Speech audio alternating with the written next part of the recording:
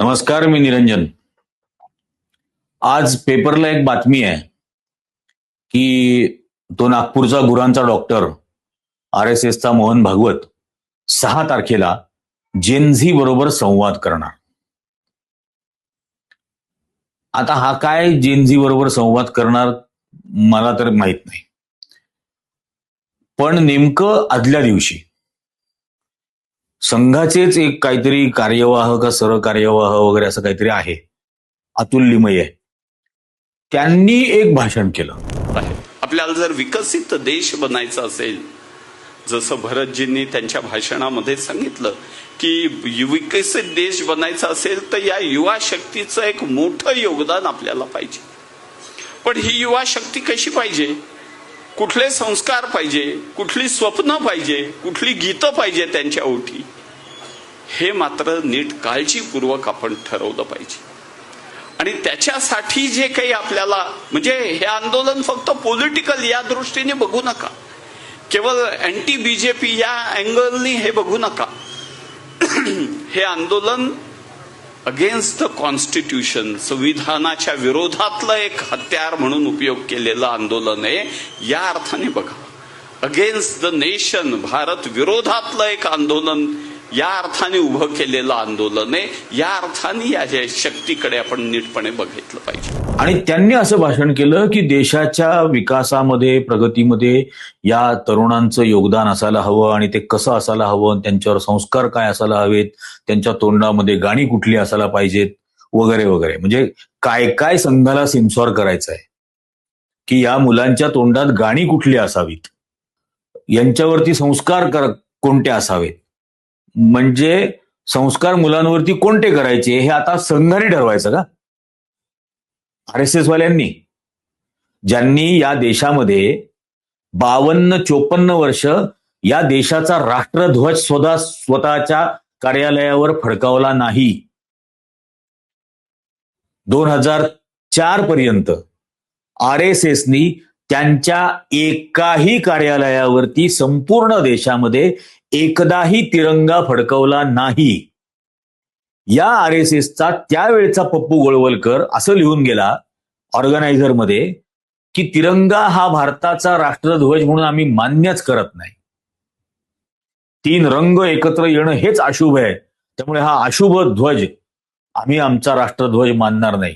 आणि ही गोष्ट त्यांनी 2004 पर्यंत अटल बिहारी वाजपेयी पंतप्रधान असताना पर्यंत पाळली नाही, राष्ट्रध्वज फडकावला नाही. आणि हे हरामखोर आता ठरवणार की आपल्या घरातल्या मुलांवर संस्कार काय करायचे, आपल्या मुलांच्या तोंडात गाणी कुठली असली पाहिजेत. म्हणजे स्वातंत्र्य आंदोलनामध्ये वंदे मातरमची गाणी म्हणत म्हणत नंदुरबारचा शिरीष कुमार छातीवर गोळ्या घेत होता. त्यावेळेला वंदे मातरम म्हणाला यांची जीभ उचलत नव्हती, यांचं थोबाड उचकटत नव्हतं. आणि हे ठरवणार आता गीत कुठलं असलं पाहिजे तोंडावरती मुलांच्या. त्याच्यात ते पुढे असं म्हटले की दिल्लीतल्या आंदोलनाकडे, या विद्यार्थ्यांच्या आंदोलनाकडे फक्त पॉलिटिक्स म्हणून बघू नका. आणि मग हे महाशय असं म्हटले की हे दिल्लीतलं आंदोलन हे या देशाच्या विरोधातलं आंदोलन होतं, हे संविधानाच्या विरोधातलं आंदोलन होतं. जे संविधान आम्हाला मान्य नाही हे पप्पू गोळवलकरनी 50 साली ऑर्गनायझर मध्ये लिहिलं. आणि जे संविधान बदलून टाकू असं भाजपचे 4 नेते 2024च्या लोकसभा निवडणुकांच्या आधी बोलले. त्यांना आता संविधानाचा पुळका आलाय. पण हा कोण विद्वान आहे, या विद्वानांनी हे सांगितलंच नाही की दिल्लीतलं आंदोलन हे संविधानाच्या विरोधात कसं काय, संविधानाच्या कोणत्या आर्टिकलचं उल्लंघन ते आंदोलन करत होतं, संविधानाच्या कोणत्या आर्टिकलचं उल्लंघन केलं. पोलिसांनी तर आंदोलन करण्याची परवानगी दिली होती, तडीपार अमित शहाच्या गृह खात्यानी. त्या दिलेल्या परवानगीनुसारच तिथं आंदोलन होत होतं. आंदोलन करण्याचा अधिकार संविधानानेच दिला आर्टिकल 19(1) मध्ये. कुठल्याही सरकारच्या विरुद्ध लोकशाही मार्गाने, अहिंसक पद्धतीने आंदोलन करण्याचा या देशातल्या कोणत्याही नागरिकाला अधिकार आहे.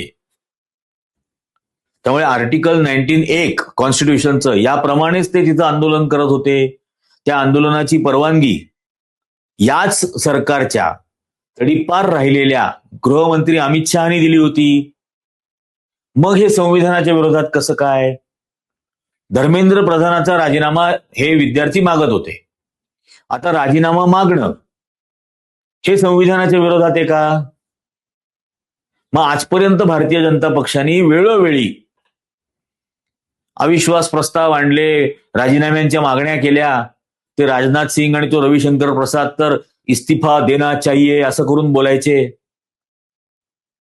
मग म्हणजे राजीनामा मागणं सुद्धा असंवैधानिक नाही.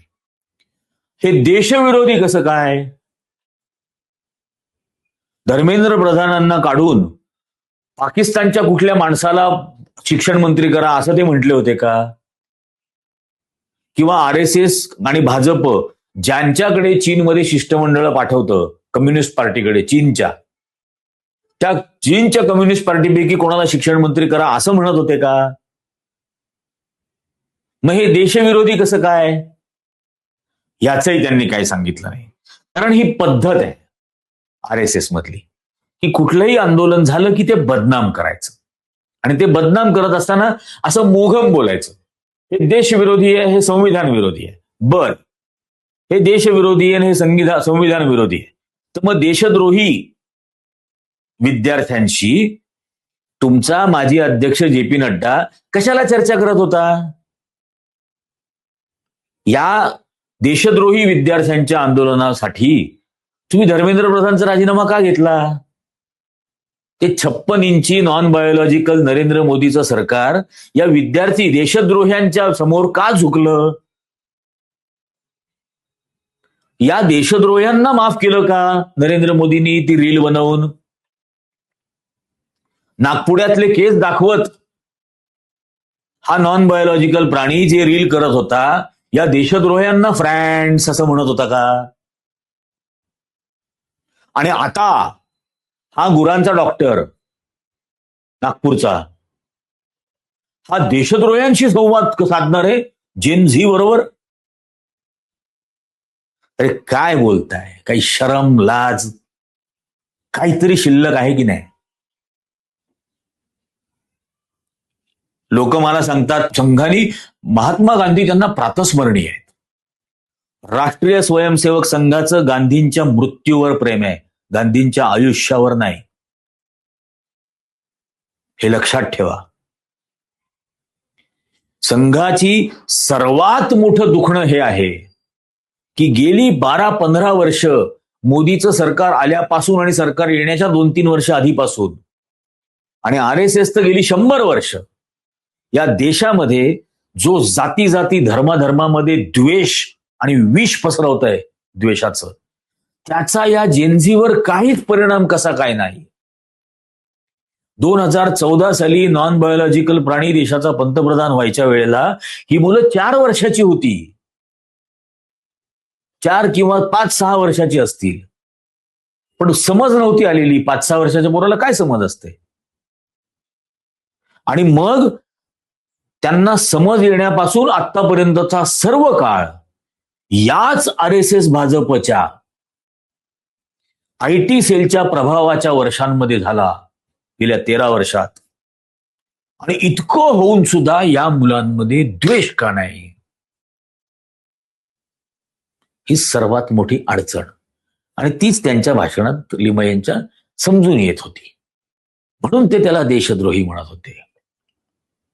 संविधान म्हणजे RSSच्या संविधानाच्या विरोधात असेल तर माहित नाही, देशाच्या संविधानाच्या विरोधात विद्यार्थ्यांचं आंदोलन नव्हतं बिलकुल.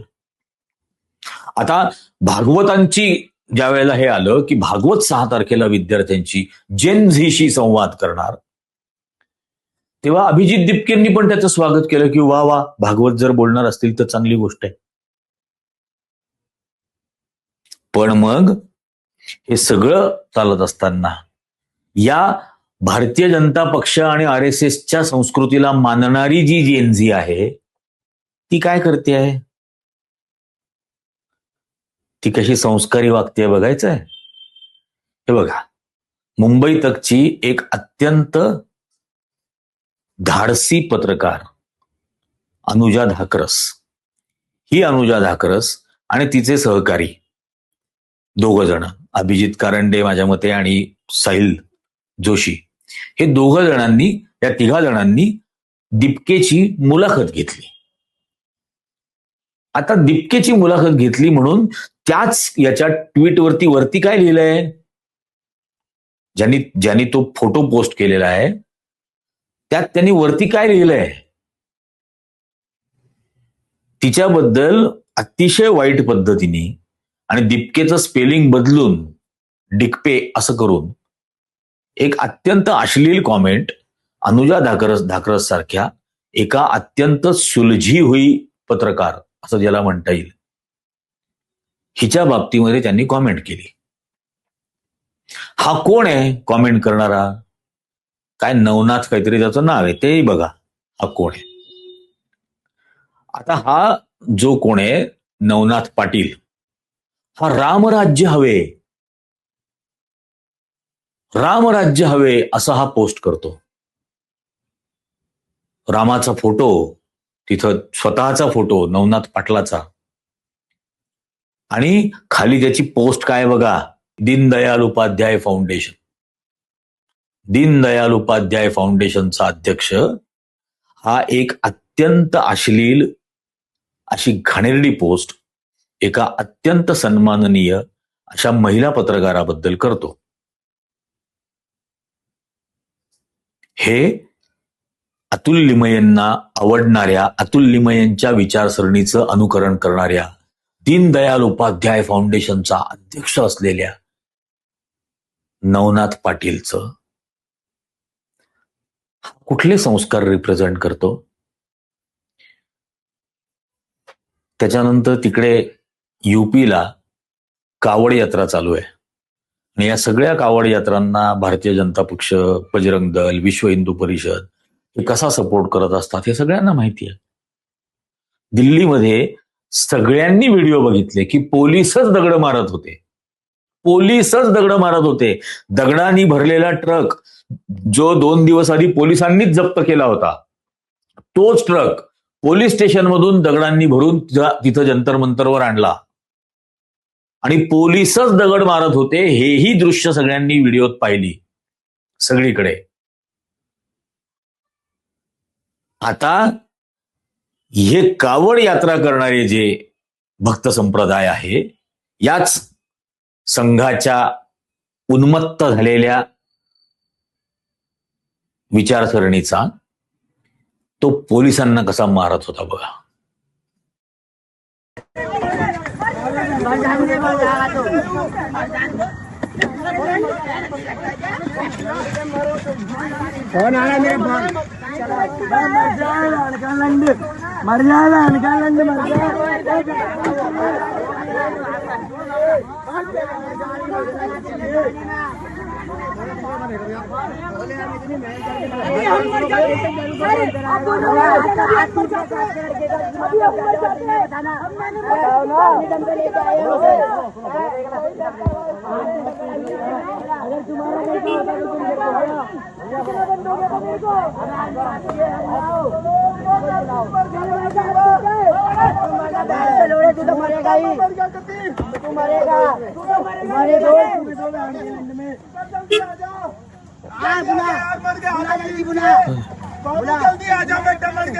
आता ही पोलिसांना मारहाण केली.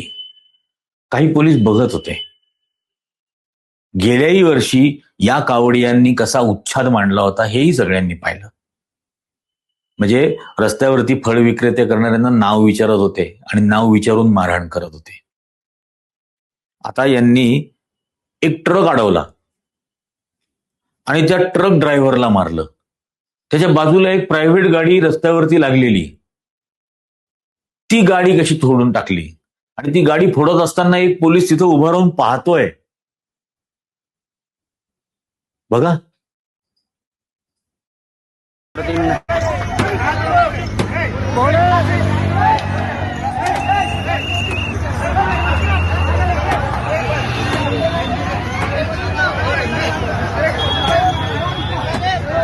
ही गाडी फोडतायत आणि पोलीस बघतायत. आणि खालची जी दृश्य आहेत ती जंतर मंतरवरची आहेत.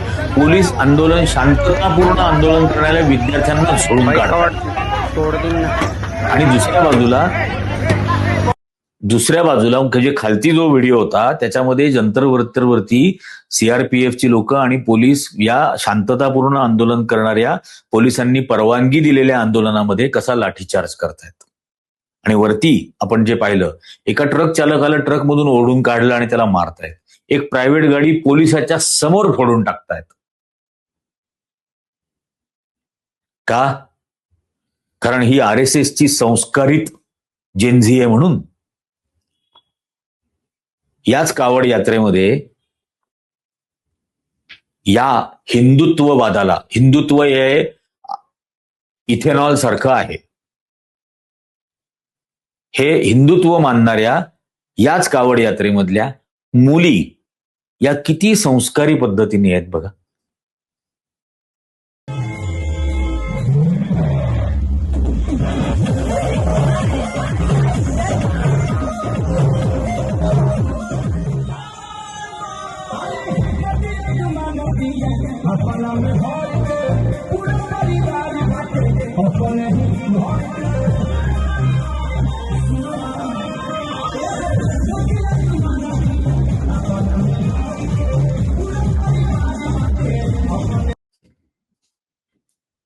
आता ही गुडघ्यापर्यंत स्कर्ट घातलेली, गॉगल घातलेली मुलगी ज्या पद्धतीने, ज्या भक्तिभावाने या कावड यात्रेमध्ये नृत्य करते आहे, हे तिच्यावरचे हिंदुत्वाचे संस्कार बघून त्या नागपूरच्या गुरांच्या डॉक्टरच्या डोळ्यात पाणी आलं असेल कौतुकाने.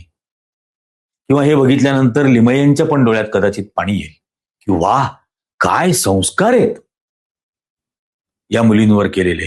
आणि त्या कावड यात्रेमध्ये त्या मुलांनी जो काही त्या गाड्यांचा धिंगाणा केला, नासधूस केली, जीव म्हणजे हृदय भरून आला असेल त्यांचं की असे संस्कार हवे. शिक्षणासाठी आग्रह धरणारे, निर्दोष परीक्षा पद्धतीचा आग्रह धरणारे, आणि हे निर्दोष पद्धतीने परीक्षा या देशात होतच नाहीयेत.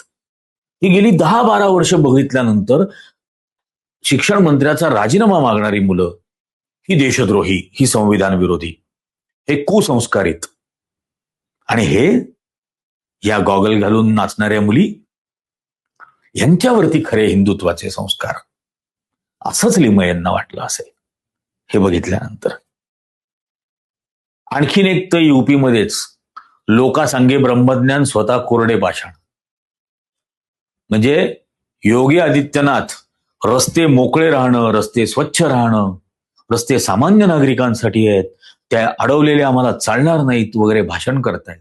आणि खालती काय चालू आहे तो माझ्याकडे, तो मी दाखवतो व्हिडिओ. म्हणजे हसावं का रडावं. आकर चौराहे पे आके तमाशा बना देगा, क्या अधिकार है उसको सड़क रोकने, आवागमन बाधित करने का कौन सा अधिकार है? सड़क चलने के लिए एक आम नागरिक के, एक बीमार व्यक्ति के लिए, आम नागरिक के लिए, एक कामगार के लिए, एक कर्मचारी के लिए, एक सामान्य नागरिक के लिए, एक व्यापारी के लिए हम सड़क को बाधित करें. सरकार का नियम चारों सबके लिए समान रूप से लागू है. सड़कें चलने के लिए है या कोई भी व्यक्ति आकर के चौराहे पे आके, बघा, सड़कें चलने के लिए है या कोई भी व्यक्ति आकर सड़क को रोक दे इसलिए. हे अजय कुमार बिश्त बोलतायत. आणि खालती या सगळ्या कावडवाल्यांचा धिंगाणा, रस्त्यावरच खाटा टाकलेल्या, रस्त्यावरच कावड ठेवलेल्या आणि अख्खा रस्ता बंद केलेला आहे. हे भारतीय जनता पक्षाचे संस्कार, आरएसएसचे संस्कार, हिंदुत्वाचे संस्कार, जे भागवतांना लिमयेंना फार प्रिय आहेत. शिक्षणाचा आग्रह धराचा नाही, न्यायासाठी आग्रह धराचा नाही, अन्यायाच्या विरोधात उभं राहायचं नाही. हे जर सगळं तुम्ही केलं तर तुम्ही देशद्रोही. मग ते शेतकरी असो, ते CINRCच्या विरोधातलं आंदोलन असो, ते कुठलंही आंदोलन असो, मणिपूर मधल्या जे काही उच्छाद आहे त्याच्याबद्दल सुद्धा देशद्रोही. आणि ह्या कावड यात्रेमधला सगळा बेशरमपणा हा संस्कारी. आता याच कावड यात्रेमध्ये अनेक दशकांपासून सामील होणारा एक खरा श्रद्धाळू हा या कावड यात्रेमधल्या घोषणांबद्दल काय बोलला हे ऐका. कावड़ियों में से 20 जो कावड़िए भाई है वो ओरिजिनल है, जो 80 है वो डुप्लीकेट है. मैं कहता हूँ नीलकंठ पे भद्दे भद्दे जयकारे लगा रहे थे. मैं मीडिया के सामने बोलना नहीं चाहता लेकिन बताऊंगा. बोल रहे थे आलू ले लो, पत्ती ले लो, पार्वती की पप्पी ले लो. ये क्या जयकारे हैं? ये क्या बोले? ये सच्चाई है जी. ये हंसने की बात नहीं है भाई साहब, हंसने की बात नहीं है. ऐसे भरोसे में है और फिर बोलते हैं क्या घोड़ा बढ़ गया छप्पर में पार्वती के चक्कर में. ये गलत है. मैं उन कावड़ियों का विरोध करता हूँ. ऐसा ना होना चाहिए. हमारी धरती का अपमान होता है. आप पाप फैला रहे हो. आप कावड़ के नाम में भ्रष्ट फैला रहे हो. सच्चाई है सच्चाई. मैं सच्चाई से बोल रहा. म्हणजे या कावड यात्रेमध्ये सामील होणारी ही मवाली पोरं ही शंकराची आणि पार्वतीचं चारित्र्य हनन करतात, त्यांची बदनामी करतात. कुठल्या शंकराची बदनामी, कोणत्या पार्वतीची बदनामी? म्हणजे ब्राह्मण रावणाने अपहरण केल्यानंतर सीतेला सोडवण्यासाठी लंकेला जाण्याच्या आधी रामेश्वरला रामानी शंकराची पूजा केली आणि ते रामेश्वर मंदिर आपण म्हणतो. त्या शंकराची बदनामी हे RSSचे संस्कारी कावडिया करतात, त्याचं चारित्र्य हनन करतात. बघा, ही विचार करण्याची गोष्ट आहे. आणि हे सगळे संस्कारी, पण स्वतःचे हक्क, अधिकार, कर्तव्य, त्याच्यानंतर सरकारचं उत्तरदायित्व याच्याबद्दल संघर्ष कोणी करायला आलं, याच्याबद्दल प्रश्न विचारायला आलं, याच्याबद्दल आंदोलन केलं तर ते देशद्रोही असं म्हणून लिमये मोकळे होतात. जसं काही अख्खा देश लिमयांच्या सर्टिफिकेटचा मोहताज आहे. म्हणजे इंग्रजांच्या विरोधात स्वातंत्र्य आंदोलनामध्ये घंटा योगदान न देणाऱ्या RSS कडे कोणी देशभक्तीचं सर्टिफिकेट तरी मागेल का हो? काय अवकात आणि लायकी काय यांची? हे ठरवणार देशभक्त कोण? थर्ड क्लास तीनपाट. पण हे सांगतात हे विद्यार्थ्यांचं आंदोलन देशद्रोही आंदोलन आणि ते संविधान विरोधी आंदोलन. आणि मग या देशद्रोही आंदोलन करणाऱ्या विद्यार्थ्यांच्या समोर 56 इंची नॉन बायोलॉजिकल झुकतो. त्याच जनरेशनच्या मुलांबरोबर संवाद साधायला नागपूरचा गुरांचा डॉक्टर आतुर असतो, 6 तारखेला करणार म्हणतो. त्याच आंदोलकांच्या मागणीवरून धर्मेंद्र प्रधान राजीनामा देतो.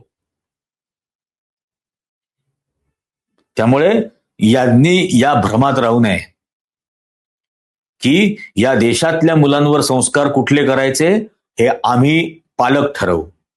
या देशातल्या मुलांच्या तोंडामध्ये कोणती गाणी असायला हवीत हे आम्ही शिकवू त्यांना, आमच्या मुलांना. तुमच्याकडून ऐकणार नाही.